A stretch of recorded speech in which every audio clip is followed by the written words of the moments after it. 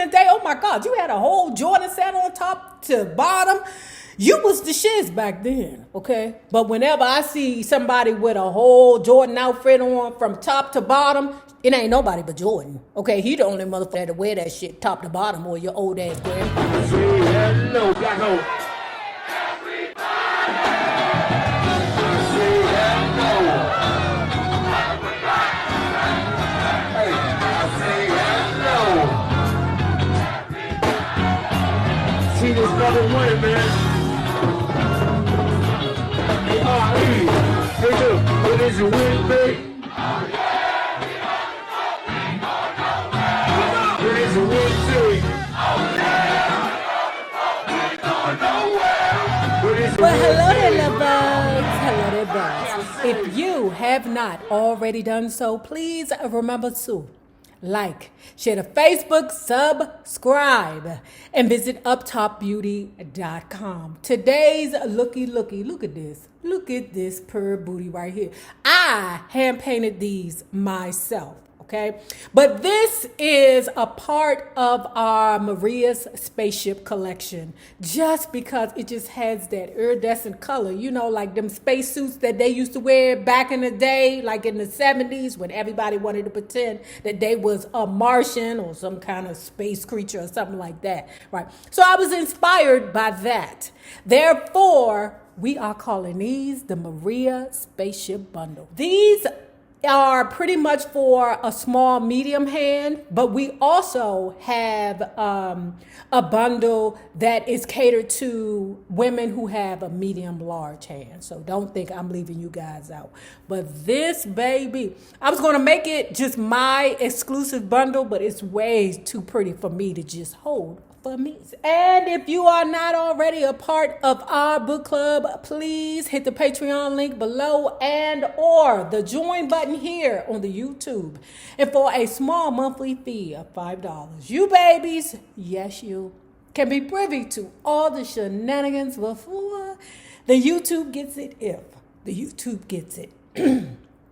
Now, let's continue talking about the meaning of Mariah Carey. For the show, Brenda was set to sing I Still Believe with me as one of the background vocalists. Will Smith was there too to perform Parents Just Don't Understand. Jeffrey Osborne from the group LTD was also there. He did You Should Be Mine, the Woo Woo song, as part of his set.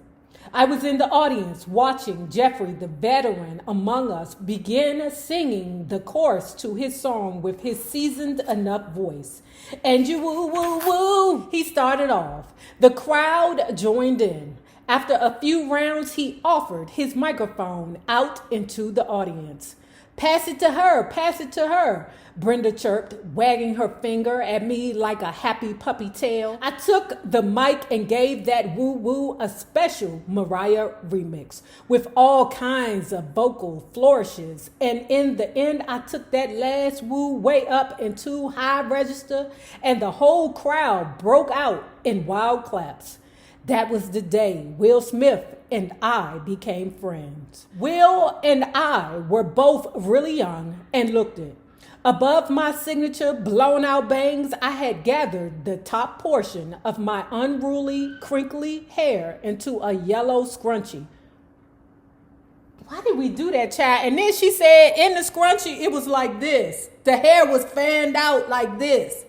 Why did we do that to ourselves? When I look back at it, oh Lord, the pictures, child, the pictures. Will was tall and lanky, as if he expected a pickup game of hoops could break out at any moment. No, girl, that's called Jordans. Back in the day, oh my God, you had a whole Jordan set on top to bottom.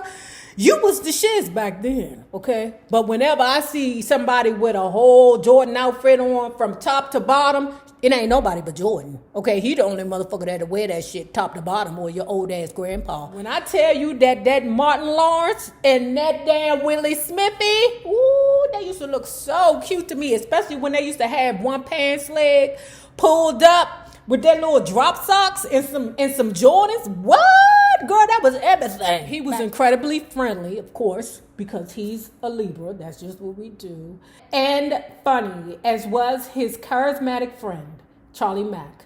Immediately, I could tell that he was not only super talented, but really bright and laser focused. I loved Parents Just Don't Understand and was very impressed with what he had accomplished. Will and I would sometimes hang out at Rascals below the apartment I shared with Josephine. He was an uncomplicated friend. Both of us were absolutely ambitious and still maintained a childlike wonder and curiosity about the world. Our relationship was always platonic and never got weird. After he heard me sing, Will believed in my talent.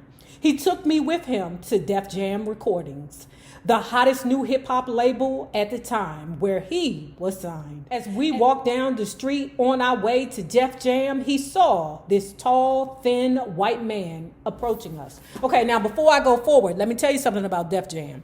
Def Jam is also the place that signed a young Junkyard band.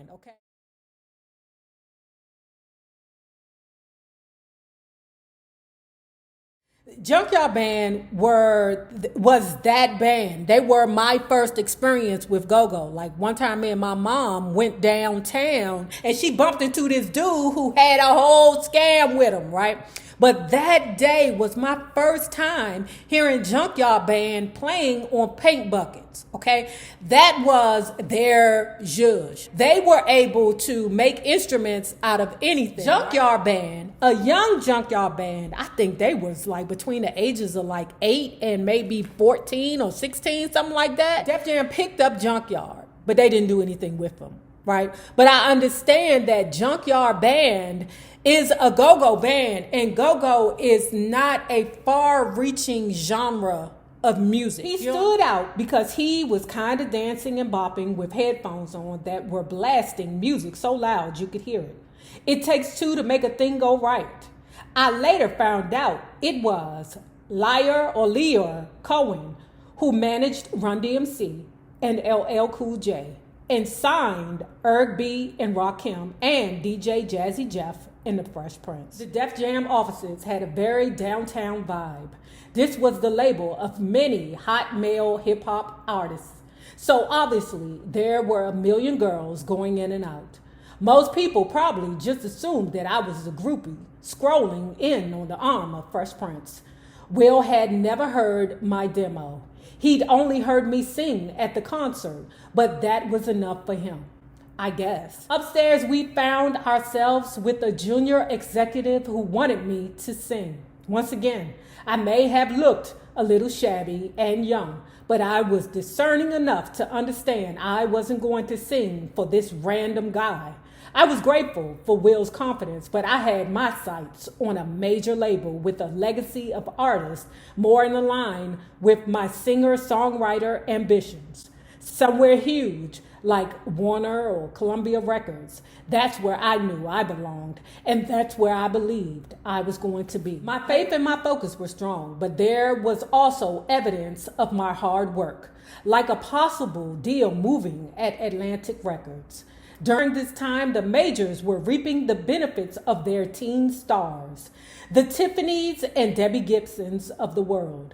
As the story goes, Doug Morris, the head of Atlantic, responded to my demo by saying, "We already have our teen girl," referring to Gibson. Then, of course, there was always the blondish, biracial elephant in the room. Executives at Motown supposedly reacted to my demo by saying, "Oh no, we don't want to deal with a Tina Marie situation again." Girl, Barry Bedbug Bites, you can kiss my ass with that, okay? Because first of all, Barry Bedbug Bites was trying to make Tina Marie the next, I don't know, Barbra Streisand. That wasn't Tina Marie's zhuzh. It ain't Tina Marie's fault that you niggas didn't know what was best suited for her. It ain't her fault. What happened was Tina Marie just stayed on the shelf until Rickety James came in. Rickety James knew how to make music for Tina. Get her away from this daggone lily white Doris Day music. That's not who she is. She just a sucker for your love. Why the hell you trying to make her sing Rainbows and Chariots? That's not her. So it ain't Tina Marie's fault that you niggas couldn't get it right. One night, Brenda announced, I'm going to take you to this party and you're going to meet a big record executive, Jerry Greenberg, and it's going to be great.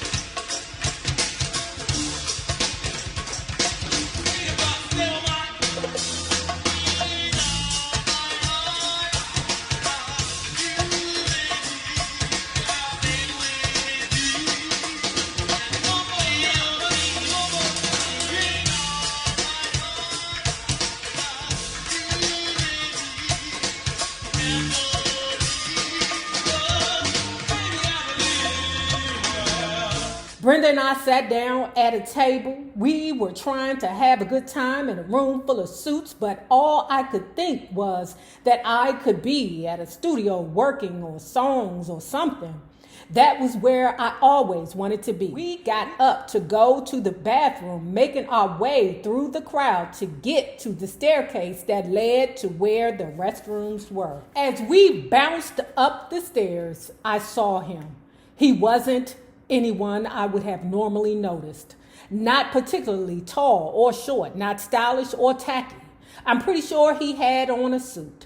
He would have been totally forgettable if it weren't for his eyes. Our eyes locked, and the energy instantly rushed between us like a mild electric shock.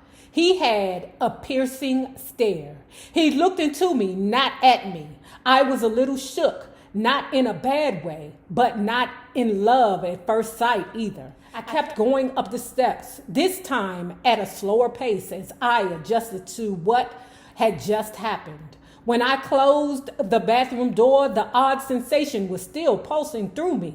What had happened? I didn't know who he was, but I recognized him somehow. I knew it wasn't from TV or anything like that. It wasn't his face. It was something else. I recognized his energy, and I think he recognized mine. Brenda was all excited. Did you see how Tommy Mottola looked at you? Child. Yeah, her mama's fucked up because she ain't deserved what Tommy was doing to her. Anyway, y'all, if you have not already done so, please remember to like, share to Facebook, subscribe, and visit uptopbeauty.com for our Mariah Spaceship Wood Bundles. Ooh. And don't forget, the same people that you meet on the way up will always be the same people that you meet on the way down. My naysayers, my patron loves, you babies. Y'all better have a good one, goddammit.